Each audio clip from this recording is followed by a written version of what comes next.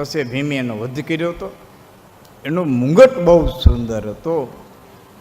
એ મુગટ રાજા પરીક્ષિતને ગમી ગયો અને રાજા પરીક્ષિતે મુગટ માથા માથે ધારણ કરી અને આખટ કરવા જવાનો, શિકાર કરવા જવાનો એક માર્ગ લીધો.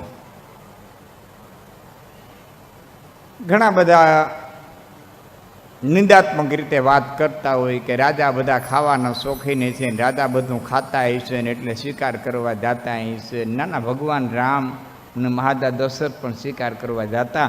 શિકાર કરવા જવાનો અર્થ એવો નહીં કે ખાવા પીવાના શોખીન હતા. એ તો રજવાડા હતા, ગમે ને કે લઈ આવી દે જો એની ઈચ્છા હોય તો. એના માટે થઈને એટલા રખડવા ન જાય. રાજાઓ શિકાર કરવા જતા એની પાછળ બહુ મોટા કારણો હતા.